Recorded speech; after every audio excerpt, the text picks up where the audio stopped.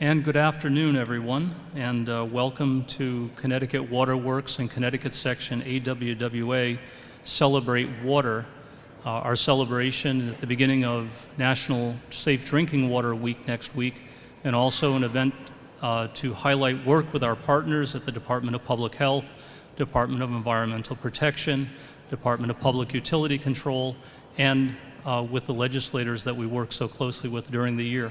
It's my pleasure to first introduce, for a couple of opening remarks, the chairman of the Connecticut section of CWWA, Steve Melanson. Steve. Thank you, Guy. I'd like to, first of all, welcome everybody to this event. I was sitting at a table a couple of years ago, and we were all chatting, and Guy mentioned that he was going to try to pull something off like this and actually have an event like this at the Legislative Office building, and we all just kept looking at him wondering, you're going to pull this off, and he said, I've got connections, so it is obvious he does have connections. If you do need something, ask Guy. Also want to thank the Associates Committee. For as long as I've been in the section here, the Associates Committee has come through so many years now. It's up to like $7,000 they come up with each year to give out scholarships to everybody. So I want to thank Dennis and Tom for doing this again this year. And again, thank CWWA for coming up with sponsors. And lastly, I had the opportunity to look at the scholarship applications that were being presented here today, and the kids. I got to tell you something. The kids' goals and some of their achievements and their grades. This is a unique group. The scholarship recipients today, not only should they be proud of themselves, but I was reading it. The parents should be proud of them. I mean, it was just overwhelming. Congratulations on both the kids and the parents. Thank you.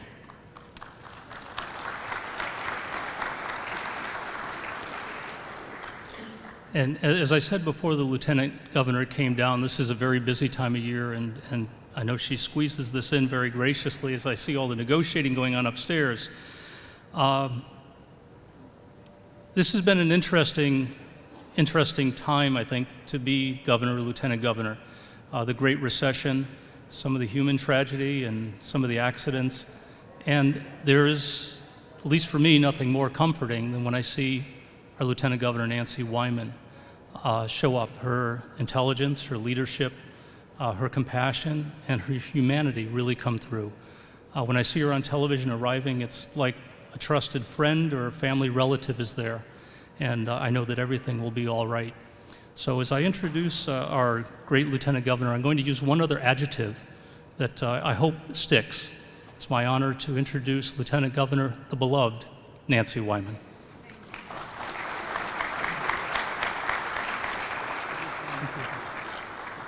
Now we know why Guy can get anything done he wants. Guy, thank you so very much. And to all of you, the sponsors, thank you. Thank you so much for doing what you've done, donating the money for these scholarships, being out there all the time.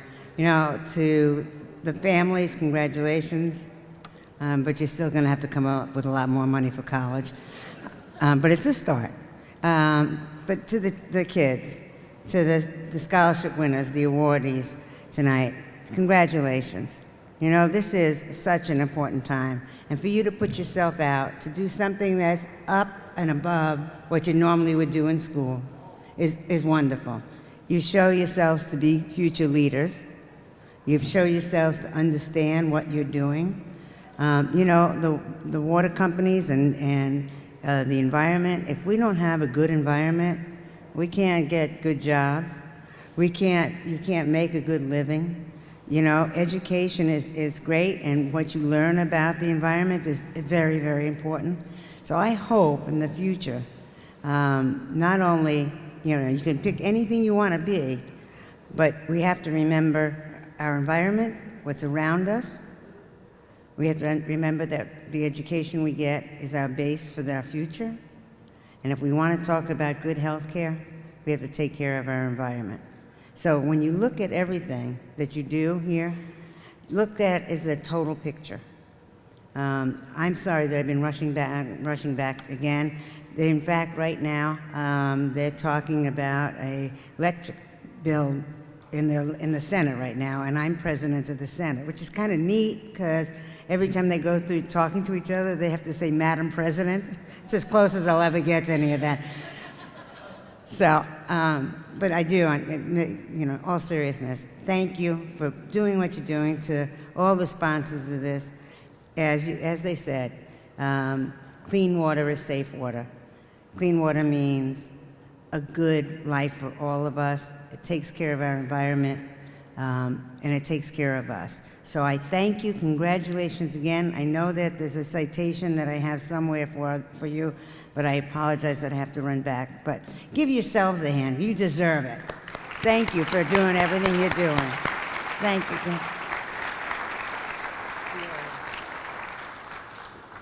How about a round of applause for our Lieutenant Governor? Nancy, thank you.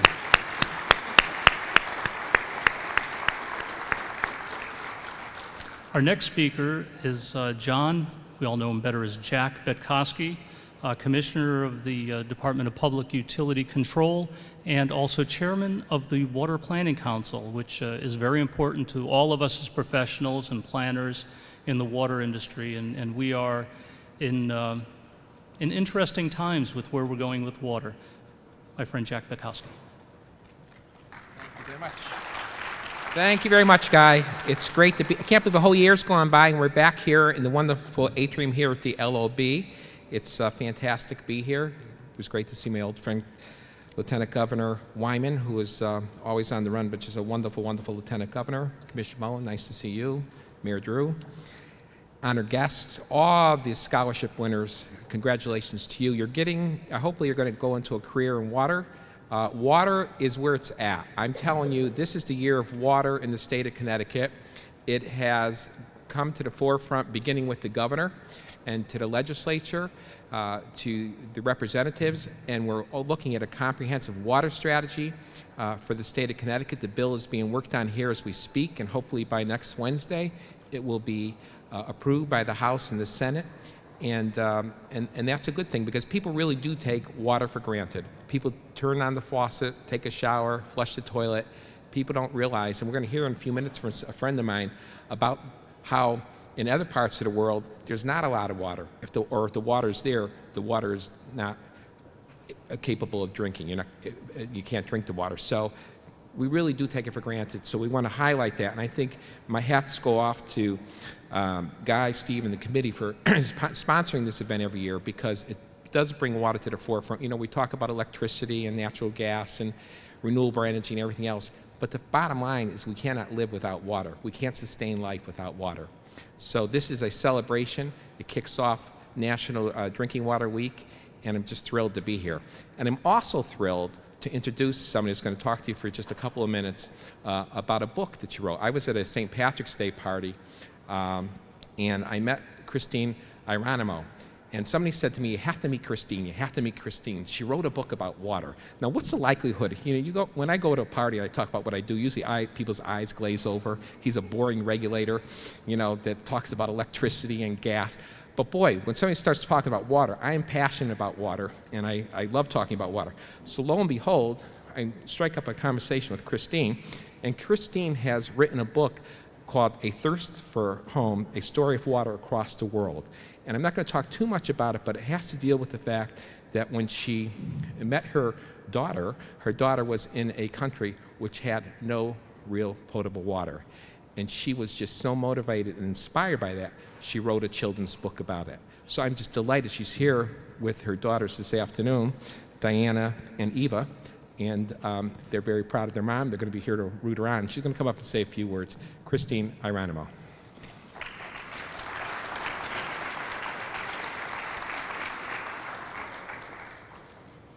Thank you, Jack. He's very, very, very gracious and very sweet. Water, precious water. I love water, and this is why. In 2008, I traveled to Ethiopia to adopt my daughter. You see, my daughter came from a village where there are no wells, no pipelines, and only a brook about a mile away that provided the entire community with water. That inspired me to write a children's book titled A Thirst for Home. And I wanted to teach children in this company about the lack of potable water around the world. And I have to tell you, the children I have shared my story with have listened with wide eyes and big hearts. After the puddle incident, I went out and bought my daughter, who is here with me today, both my daughters, a special cup, and it had frogs and sparkles on it. She was mesmerized by this little cup, and she loved it. So she stood on the stool at the sink and held the cup in her left hand, then drank from her cupped right hand. Water and how we get it is something we take for granted here in this country. We are spoiled and have it at our fingertips at any moment. And it's not only clean, but also cold and refreshing. And it's not just water that we take for granted, it's clean, healthy water that doesn't make us sick. My daughter came to this country with Giardia, which is a gastrointestinal ailment from a parasite from drinking contaminated water. Then I contracted it. Until you have had the rich experience of doubling over abdominal pain combined with profuse, watery diarrhea, you will never fully appreciate the value of clean, safe drinking water. But the thing is, we all need water. Even if it is murky and contaminated with parasites and harmful bacteria, without it, we will die. It's that simple. Water is something that is the common thread among the inhabitants of this planet. No matter the color of our skin, our religion, our wealth and success, or lack of it, or the clothes we wear or the food we eat, we all need the very same water to survive. It is the one thing that connects us all. And did you know that the availability of water has a direct effect on literacy rates for girls in developing countries like Ethiopia? Because girls are the water collectors in countries like that, the need for water trumps everything, and they have to walk miles and miles sometimes to collect it. This keeps them out of school. It also places them in harm's way and puts them at risk for things like sexual assault, rape, and kidnapping. The energy they expend from walking such long distances and carrying the heavy water jugs on their back also puts them at high risk for complications later in life during pregnancy because their frames are very tiny and they don't get to grow fully. That is why digging a well or building a pipeline is about so much more than just bringing water to a community in a place like Ethiopia. It is about bringing good health, safety, and a chance for girls to spend time learning in school. It is about bringing hope. And did you know that educating girls is the best way to change and improve the world? And I always say, books are more powerful than guns, and if you want to change the world, you do it one book at a time. And if you want to invest in the future of this planet, you invest in the education of a girl. And it all starts with clean, accessible water. It's that easy. Clean water also has a direct impact on health and well-being of a village or community in a place like my daughter's birth village. Did you know that the most effective way, with all of the medical research that we have done in the last 25 years, that the most effective way to improve health and decrease mortality rates in remote places like Ethiopia, rural Ethiopia, is by having access to clean water, proper sanitation, and combining that with education about proper hygiene. This has shown to make the biggest difference in improving global health, and yet is so ridiculously basic.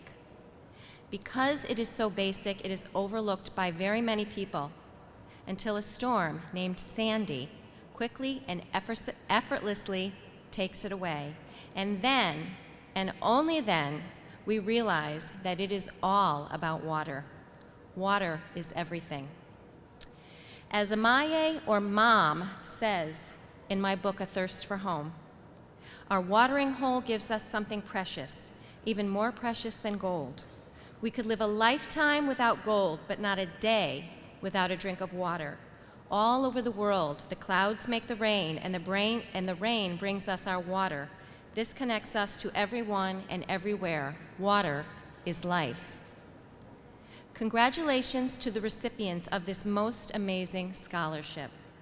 And may you be inspired to continue to be water warriors, each in your own way.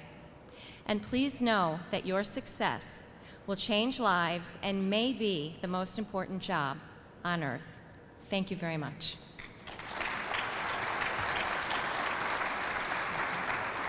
Why don't you call your daughters up for a moment?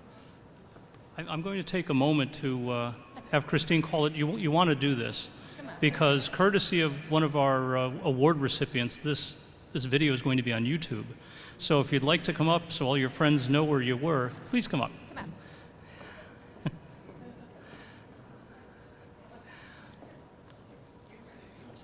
on. There we go. And thank you again. Cameras.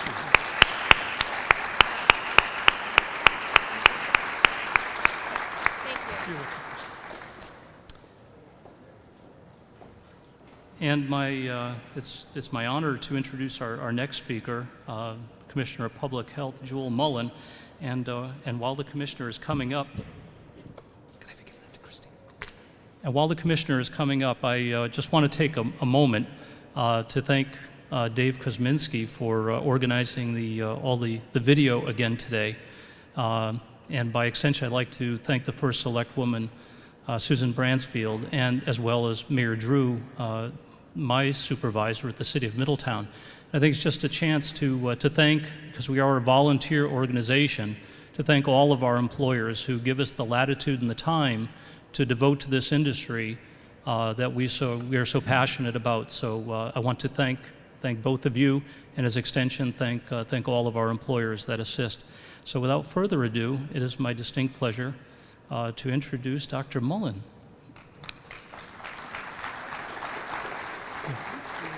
And before I give you the microphone, I just want to call out to your staff. Lori Matthew has been absolutely terrific to work with, and as a section chief, she has been accessible, and she's always open to our conversations. And you have a winner right there. Thank you.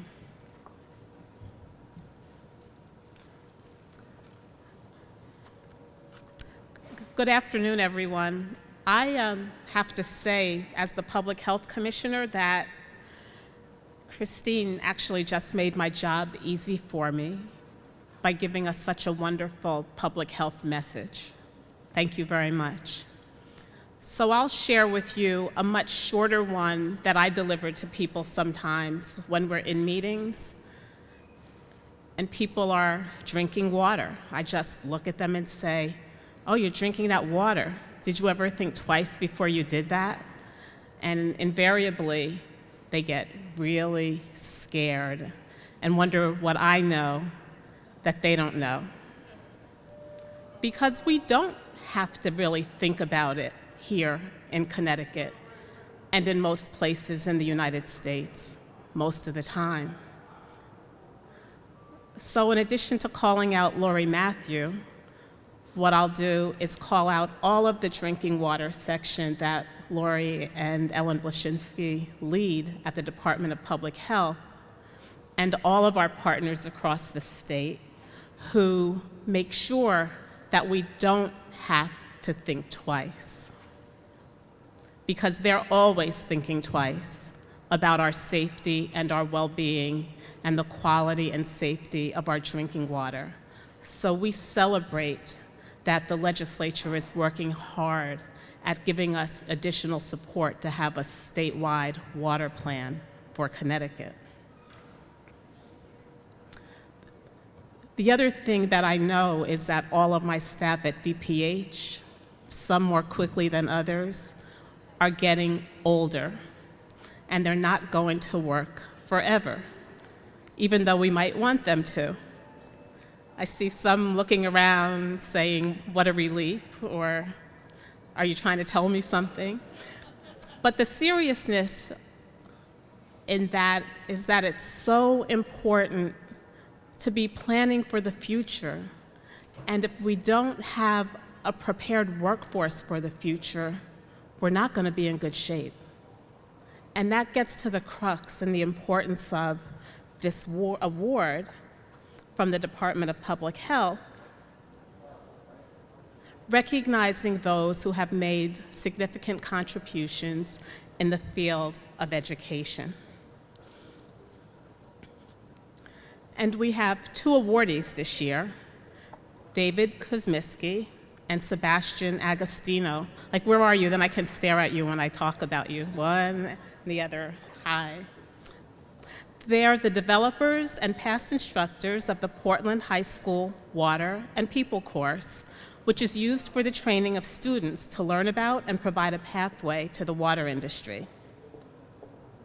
Completing this course, which was developed in collaboration with the Connecticut section of the American Water Works Association and the Connecticut Drinking Water section, makes high school seniors eligible for the Connecticut Department of Public Health Small Water System Operator Certification Examination. And between 2009 and 2013, 66 students have completed the Water and People course. Mr. Kuzmiski and Agostino also are being recognized for their efforts in development and instruction of a week-long water boot camp training program for selected students in Bridgeport, New Haven, and the Hartford school systems. The course curriculum for these boot camps includes classroom instruction, field activities, and guest speakers from the water industry who have provided instructions on topics that included environmental management, treatment and pumping, distribution safety, and water quality monitoring and analysis. I oftentimes tell people that I have a 24/7 job, but I also tell people that I'm not the only one at the Department of Public Health or in the state of Connecticut who does. We recognize first responders, we recognize the work that doctors do, we recognize all the people who think so hard about the what ifs. And I think everybody in this room who works to ensure the protection, the quality, and I would go as far as saying the most superior nature of Connecticut water should recognize themselves at the same time that we recognize Mr. Kuzmiski and Mr. Agostino, and I'll ask them to come up now.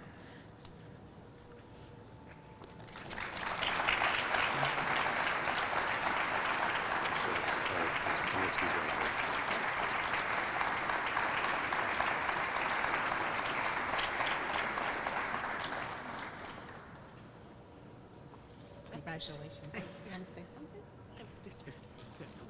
Sure. Congratulations.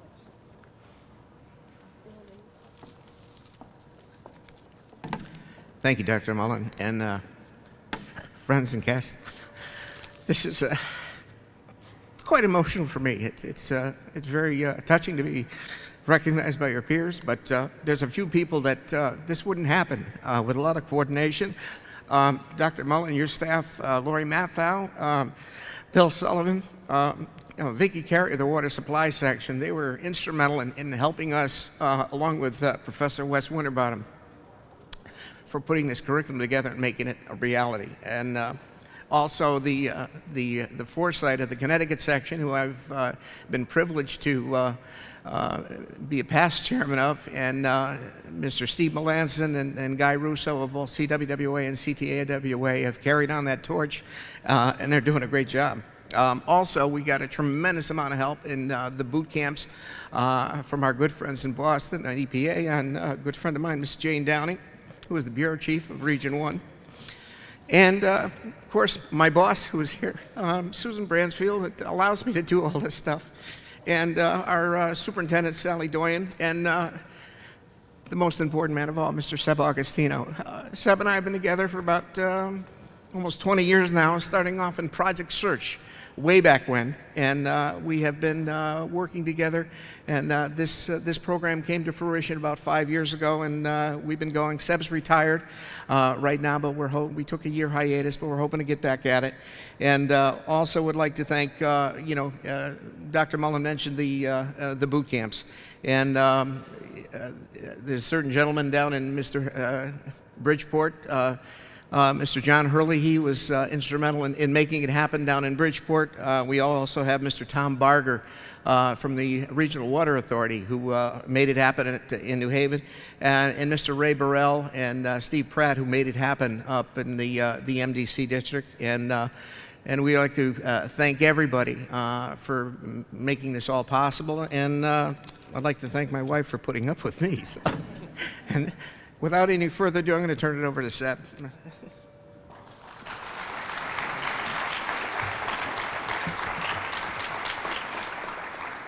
Thank you. This is quite an honor coming at the end of my career. I retired last year, but I'm still involved. I'm working in an environmental school in East Hartford. Dave brought this to us a long time ago. This was his brainchild. We kind of helped him put it together. I was just going to touch upon the human aspect of this.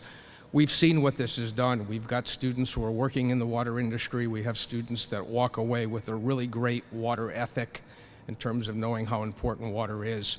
And it's all because of this man and his vision for what he wanted this course to be. So thank you, Dave.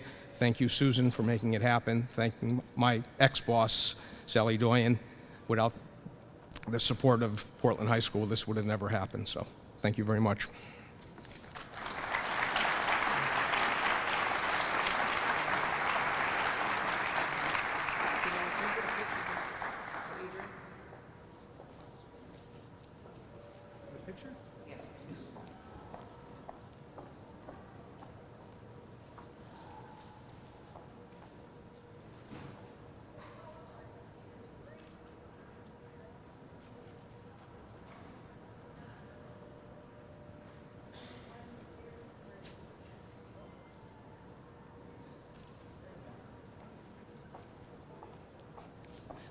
Thank you, Dr. Mullen, and congratulations, Dave and Seb.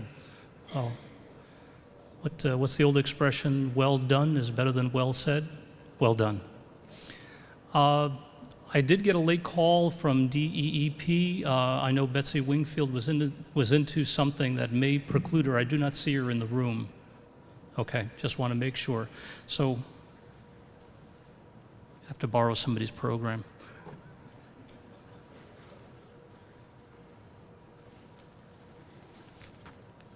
It's what happens when you leave things hanging around. If I could have Steve join me, Lanson.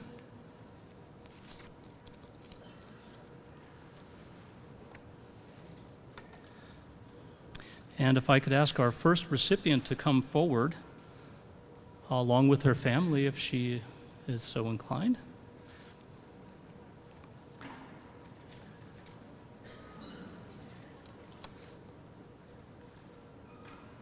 I'll stand right over here next to Steve. Do it this way, so you're closer to the camera that way.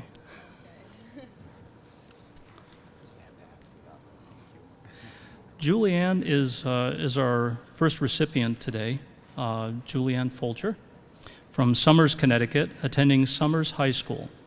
A great letter that accompanied her application for the scholarship. Her dad, who is with her, teaches biology at Somers High School, and Julianne's.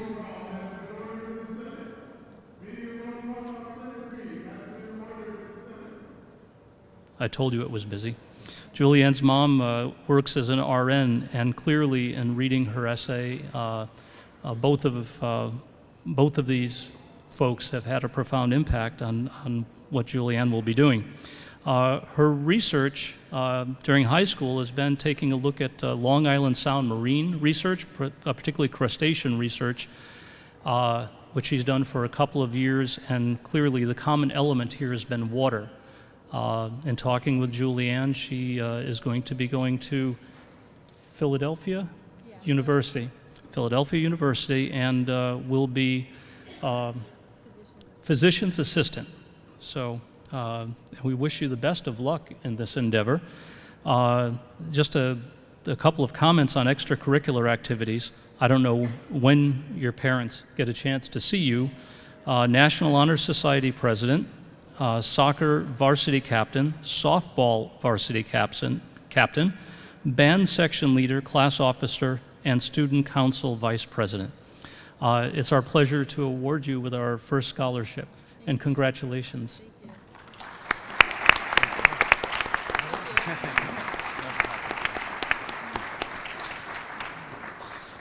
The first thing we have for you is an official citation, which the Lieutenant Governor had mentioned, which she has left for you. And as a little surprise, I'm going to call forward your state representative, Penny Bacchiacci. Did I butcher that? Pretty close. And Senator John Kissel here. I know they were just calling for a vote, so he probably had to run. Congratulations. Very nice to meet you. Sure. I'm very happy to be here to honor and present this citation to my constituent, who is clearly very accomplished. I want to let her know there's going to be an open legislative seat if you want to put that on your bucket list coming up. I think you have all of the credentials and more. This state General Assembly official citation, I'll just abbreviate it, is for Julianne, and it is in recognition of your outstanding participation in the Connecticut Waterworks Association essay contest and being awarded the first place scholarship. We appreciate the time and thoughtfulness you gave to your essay, and best wishes in all of your future endeavors. Julianne, thank you.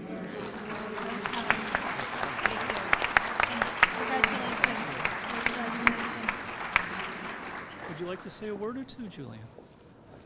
No? Okay. Humility is a virtue.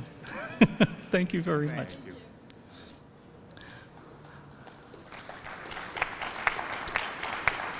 And if I call up our next recipient, Emily Hall, and if you'd like to bring any members of your family also. Oh, I see Sister Mary McCarthy. Emily attends Mercy High School in Middletown, where both of my daughters attended, and my wife, and half the city of Middletown, a great Catholic college preparatory school. Julianne, and this is, I guess, the interesting thing about the general scholarships we offer. They were not necessarily directed at water or water technology directly. As you heard, Julianne is taking a look at the medical aspects and some of the research aspects of water. And Emily, as I get into a little bit about what she was doing, is gearing more towards the law end. And that's part of the reason why we're here. You can't talk about water unless you talk about policy, unless you talk about politics, unless you talk about the law, technology. All of those things go together. So it is not an industry for one discipline. It is an industry that requires a lot of different disciplines working cooperatively to get us to where we are. Emily has been, since junior high school, involved in mock trial, which is no easy endeavor. At Mercy, Emily has been on the mock trial team, and she has represented the first Connecticut team to have competed in the national competition, which was held in Phoenix. And her case, surprisingly or maybe not surprisingly, involved a Native American tribe suing a mining company over tainted water and getting back to water rights and liability issues involved. Clearly, there's a definite place for law and policy in water. Emily has been keeping busy also. She is president of the National Honor Society, president of the mock trial team. She is a Mercy ambassador and peer minister, and for Connecticut Laurel Girl State, she is the town attorney and senator. Her activities include, and I found this really interesting, she is advanced certification in 3 different forms of scuba diving. And last but not least, and you're in good company here, she is an avid golfer. Is my cousin Vinny Susko back there? Raise your hand. He could use a couple of swing tips if you could improve his drive. It is my pleasure to have you awarded our second scholarship this afternoon.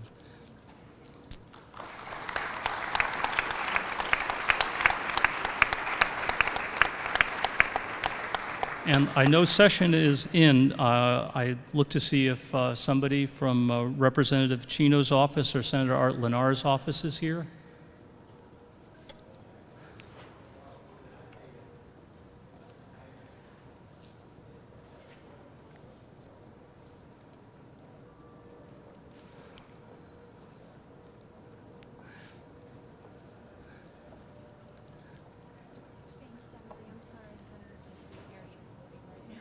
Okay. Okay. Predictably, as I said, things are busy. The senator is upstairs. They've just called for a vote. And Emily, you'll take a trip to go see Senator Lenars after we're done, and I believe he has a citation for you also. So congratulations. Would you like to say a few words? No? Okay. Sister Mary will talk to you about this later on. Thank you very much.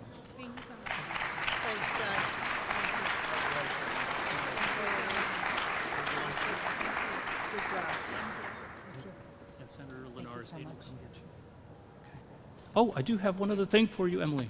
I almost let you walk away without the Lieutenant Governor's citation. I'm falling down on my duties. And that is for you also. You're welcome.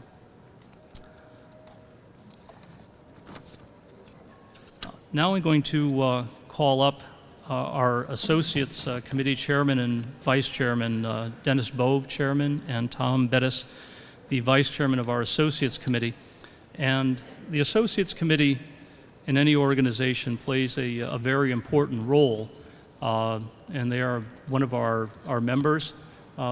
We rely on them quite heavily for support, particularly for a lot of the educational opportunities and scholarship opportunities. And I want to thank the Associates Committee for their generosity in making these scholarships available. I'm going to turn the microphone over to you, and this time I will not forget the Lieutenant Governor's citations.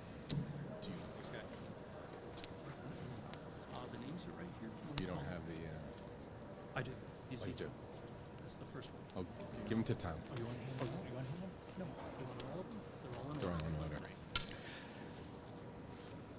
Thank you, Guy. Thank you so much for putting this this special day together. It was a big success last year, and we're excited to be here today. My name's Dennis Bove. I'm the chair of the Associate Committee of the Connecticut Section AWWA, and this is Tom Bettis, Vice Chair of the Associates Committee. A little bit about where the money comes from. We have a group of 72 enhancers representing companies in AWWA, Connecticut, that help us promote our companies, enhance the section, and provide scholarships every year. And this year is no different. We had a nice enhancer turnout this year. So let me get into the scholarships right now. We give out a career scholarship, and then we give out a group of general scholarships. Career scholarship being geared more towards the water industry. And this year, I'm proud to announce this year's recipient, Genevieve Sezin from Cheshire, Connecticut.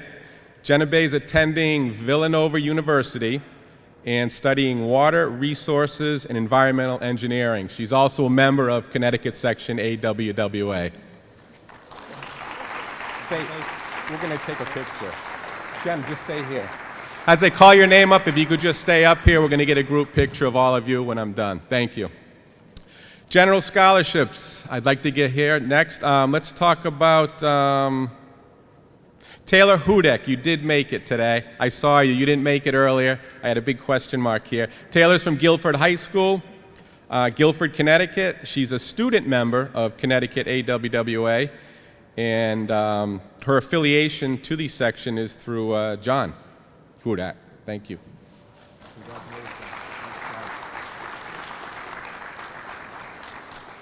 Our next recipient on the program is Abigail Page. She's unable to be with us today. She's attending class at New York University.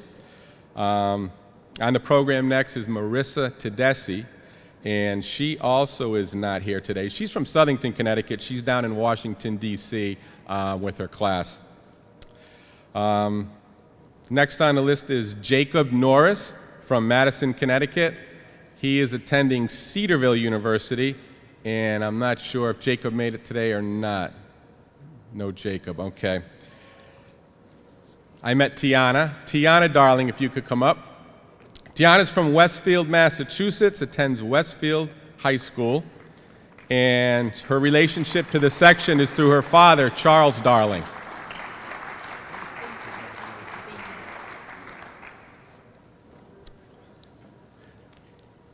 I'd like to introduce Kyle Barber from Shelton, Connecticut, attends Shelton High School.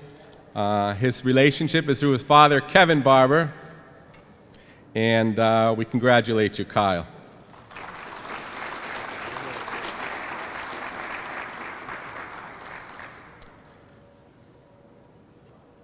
Colin McLaughlin, come on up, please.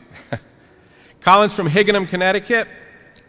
He's a senior at Xavier High School. He's represented through the section through his mother, Susan Negrelli. Congratulations.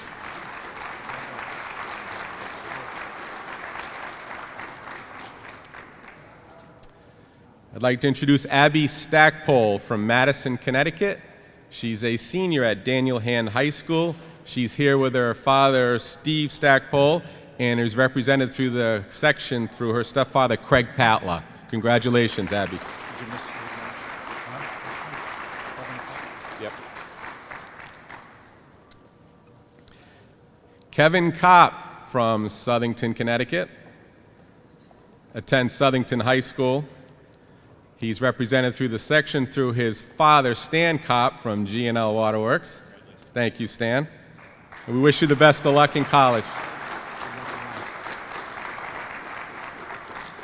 Get a quick picture, Dave?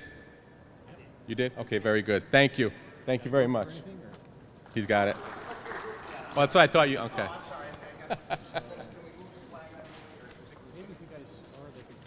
Slide over in front of the sign. Yeah, just slide right over.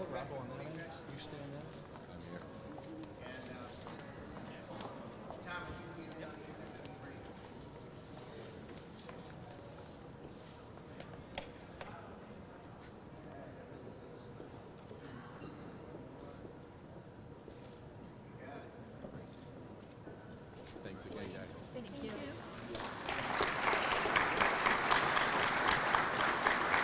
I'd like to thank all the parents for taking time out to be here. It's very impressive that you all could get here and get your kids out of school and arrange. I know there's activities after school and you have to forfeit some of that, but again, congratulations and good luck in college. There's a lot of distractions there. Just keep your head focused. So.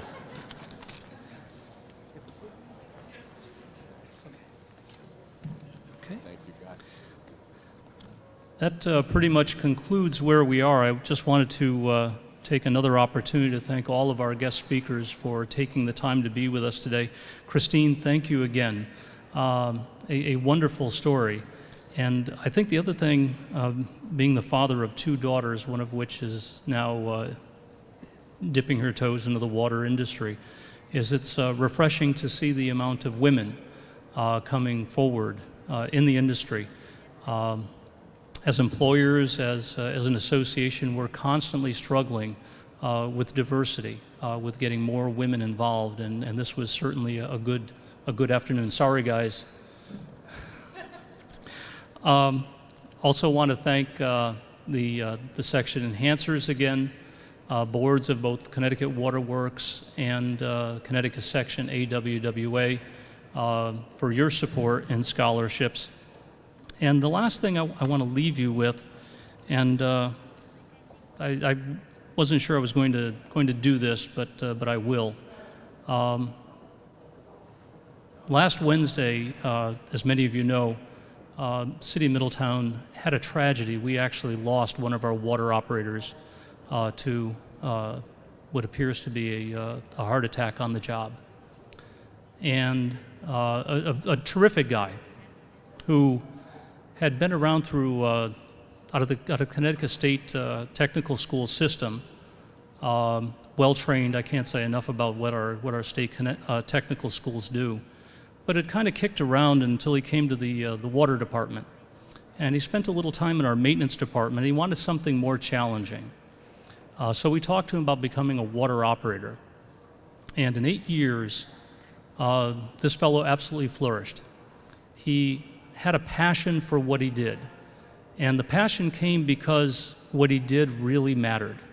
As Dr. Mullen said, you didn't have to ask about, did you think about where that glass of water came from? Because it was people like him and the other operators that work for me and the operators that work for all of you, that people don't think about it because they take such pride in what they do all the time. And I know I mentioned it last year and I'll do it again.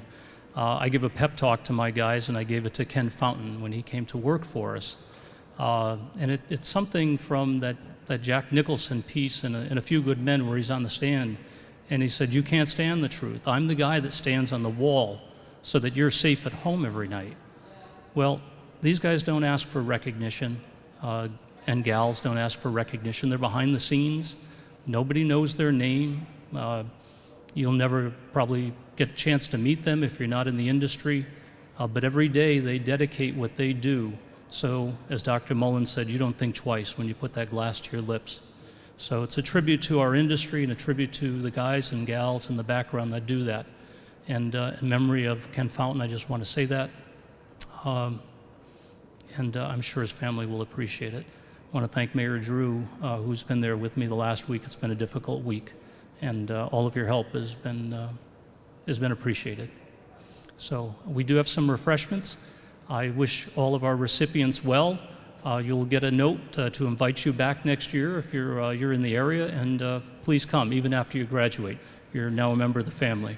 Congratulations.